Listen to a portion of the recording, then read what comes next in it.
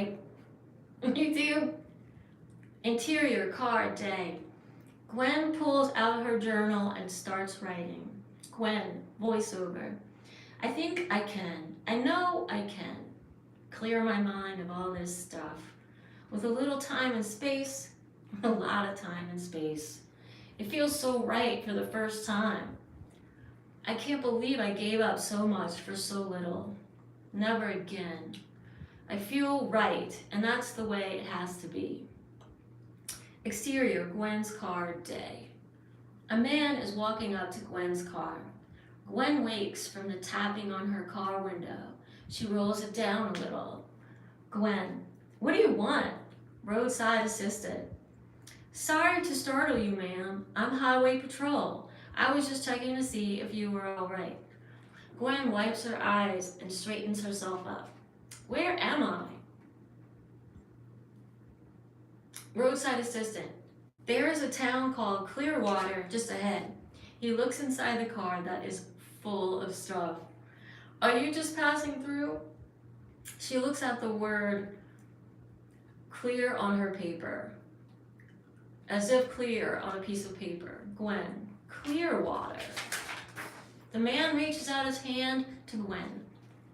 His name is Andy. Andy. My name's Andy, ma'am. If there's anything I can do. Gwen. Why, thank you, Andy. My name is Gwen. I'm looking for a place to stay, to live. Do you know of any cabins out here? Interior, Gwen's car, day. Andy and Gwen are driving along.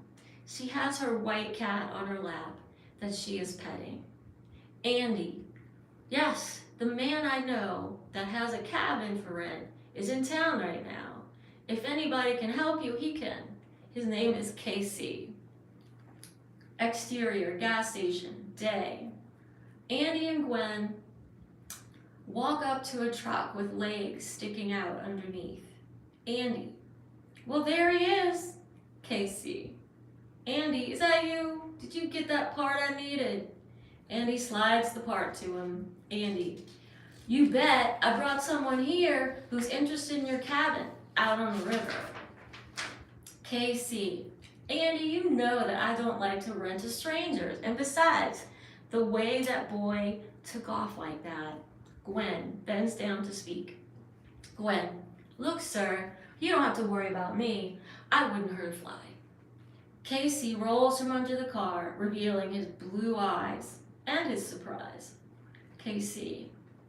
Well, miss, I'm sure you might be trustworthy and all, but it's real secluded out there. How would you take care of yourself? I just don't think it's a good idea. Good day. Casey rolls back under the truck to work again. Casey, damn, I just can't seem to get this part to fit. Noise, tinkering. Gwen climbs under the truck to survey the problem. Gwen, well, it doesn't really matter because that's not your problem. That's your problem. She points to another part of the car. Casey, well, I'll be damned. Exterior, outside, the diner, dusk. Casey and Gwen, covered with grease, head to the diner. Casey, I've never seen a woman pull apart a car like that. Where'd you learn to do that? Gwen, my daddy always taught me, if you want something done right, you gotta do it yourself. Casey, he sounds like a smart man. Casey opens the door to the diner for Gwen. Casey, let me buy you dinner and we'll talk about the cabin. Interior, diner, dusk. Casey excuses himself to the bathroom and Gwen sits down. The waitress comes up to take the order. Waitress, what can I get you, young lady, besides a bath? Gwen, could I get some coffee? I think I'm delirious. Flo, sure thing. Flo turns and leaves when Casey comes out of the bathroom. Casey, make that two, Flo. Casey sits down. He has a clean face and Gwen notices. Exterior, dream sequence, day. Casey is the man looking up in front of the cabin from Gwen's dream when she was a bird. Interior, diner, dusk.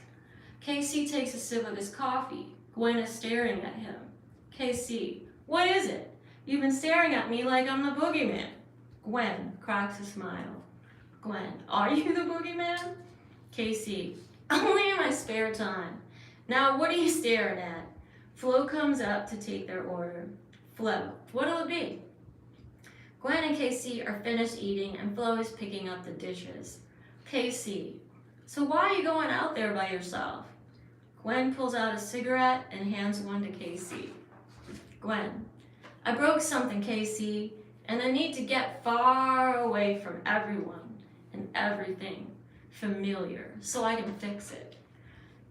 They take a puff at the same time. KC speaks first through the smoke. KC, it may sound funny, but somehow I feel like I understand exactly where you're coming from. Are you sure you'll be okay? She takes another puff. Gwen, I gotta be, right? Exterior pawn shop day. Gwen walks out with money in hand and stuffs it in her sock. She walks over to the car shop. Interior car shop day.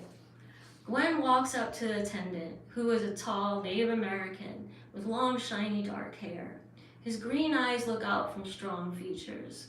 He has 2 on his name tag. T.U.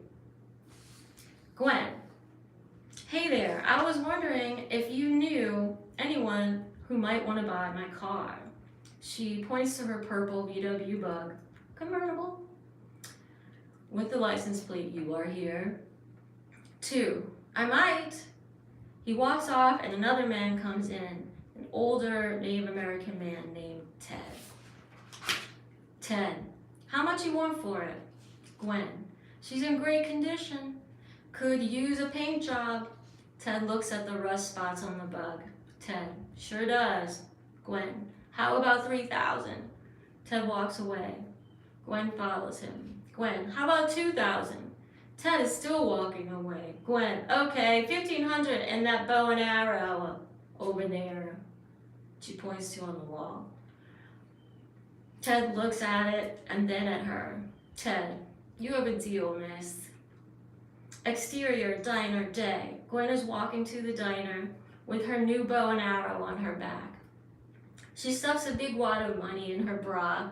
KC rides up behind her on a horse while pulling another one behind it. KC, good morning, little lady. Gwen, that's not how you would say that.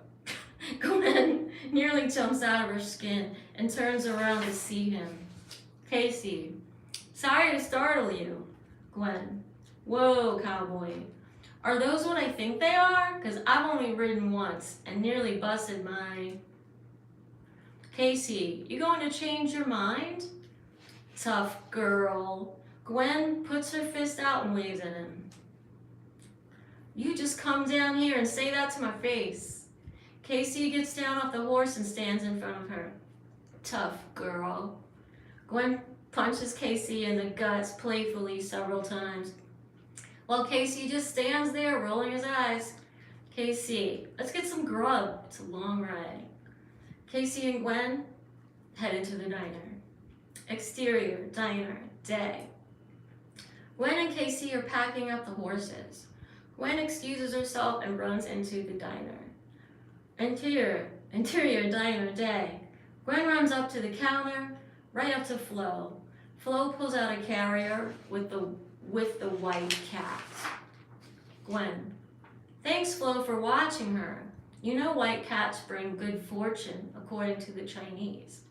Flo puts her arm around Gwen and whispers, Flo, you just watch yourself. There's a spirit out there in those woods. It scared off the boy who was living there before. We still don't know what happened to him, okay?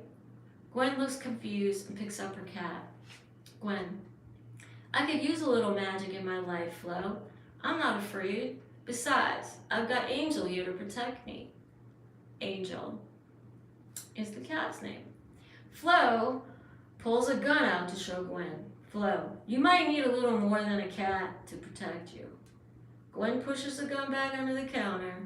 Gwen, I'm stronger than I look, Flo. I'll be back in a couple weeks to play at the dungeon. Play music at the dungeon. The dungeon is a bar in town. Flo. All right, sweetie, you just listen to old Flo and stay away from that tree. Okay, Flo, I gotta go. Gwen heads out the diner, waving to Flo. What tree? Exterior, heading off on horseback day. Gwen straps the cat carrier onto the horse and climbs up on the horse. KC, you ready? Gwen. As ready as I'm ever going to be. KC, you can always change your mind. Gwen.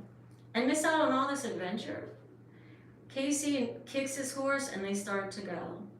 They head off into the east with the sun ahead of them.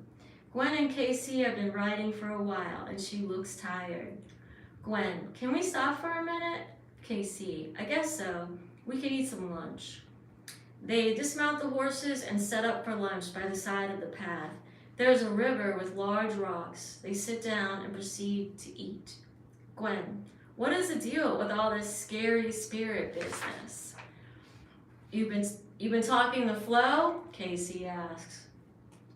Gwen, yes, Flo was warning me. The Indians I sold my cart, Native Americans I sold my car to, said I should not go out there. It spooked me a little. If Native Americans warn you about the woods, then I guess you should take heed. KC takes a bite of his sandwich and chews for a while before speaking. I'm gonna stop and start again. Booga.